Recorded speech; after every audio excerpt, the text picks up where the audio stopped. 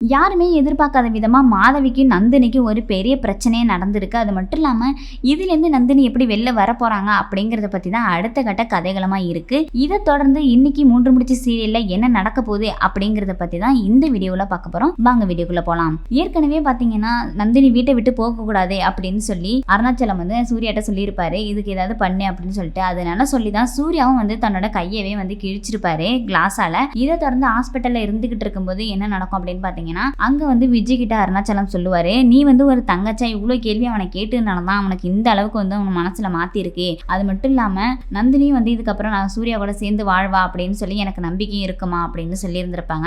இதனால சொல்லிட்டு விஜயும் வந்து சூர்யாட்ட மன்னிப்பிக்கிட்டு இருப்பாங்க, நீங்க எம்ம தூரம் வந்து பண்ணுவீங்க அப்படின்னு சொல்லி தெரிஞ்சிருந்தா நான் கேட்டிருக்க மாட்டேன், என்ன மன்னிச்சிருங்க அப்படின்னு சொல்லிட்டு.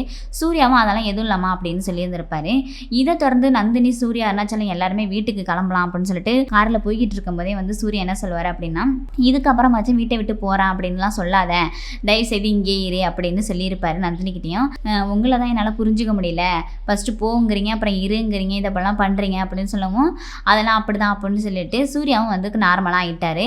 இது ஒரு பக்கம் இருக்கும்போதே இன்னொரு பக்கம் பார்த்தீங்கன்னா சுந்தரவல்லி வந்து மாதவி ரொம்பவே திட்டுறாங்க. அதாவது நீ வந்து அந்த 9 பவுன் தாலியை வந்து உன் கண்ணை உறுத்துதா, அதை கேட்காம நீ இருந்திருந்த அப்படின்னா சனியை விட்டுது அப்படின்னு சொல்லி தொலைஞ்சிருப்பா, வரட்டும் அவன், இப்போ என்ன நடக்க போகுது, டாக்டர் வந்து கூடவே ஒரு ஆளை பார்த்துக்கணும்னு சொல்ல போறாங்க, அதையே சாக்கா வச்சுக்கிட்டு அவள் வந்துருவா அப்படின்னு சொல்லியிருந்திருப்பாங்க.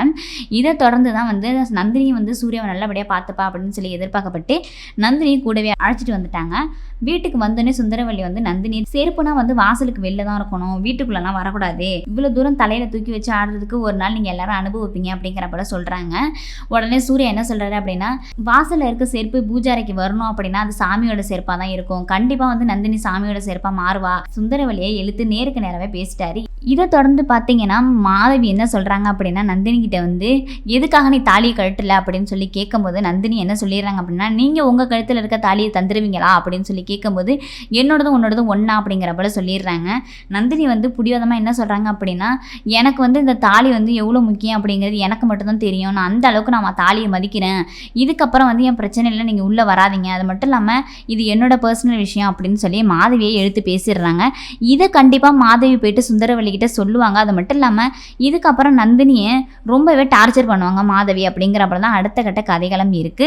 மாதவி டார்ச்சர் பண்றது சூர்யாவுக்கு தெரிஞ்சுது அப்படின்னா கண்டிப்பா நந்தினி பக்கம் தான் சப்போர்ட் பண்ணுவாரு. ஏன்னா இங்க இருக்கிற வரைக்கும் சூர்யா தான் வந்து நந்தினிக்கு பொறுப்பாகவும் இருந்துகிட்டு இருக்காரு இல்லையா, அதை தொடர்ந்து தான் கண்டிப்பா நந்தினியை காப்பாற்றுவாரு அப்படிங்கிறப்ப தான் அடுத்த கட்ட கதைகளும் இருக்கு. வெயிட் பண்ணி தான் பார்க்கணும் எந்த மாதிரியான ட்விஸ்ட் எல்லாம் வச்சிருக்காங்க அப்படின்னு சொல்லி. இதை பத்தின கருத்துக்களை உங்க கமெண்ட் பாக்ஸ்ல சொல்லிடுங்க. அது மட்டும் இல்லாம இந்த போல சீரியல் ரிவ்யூஸ்க்கு நம்ம பெரிய திரை சேனலை மறக்காம லைக் அண்ட் ஷேர் பண்ணுங்க, சப்ஸ்கிரைபும் பண்ணிடுங்க.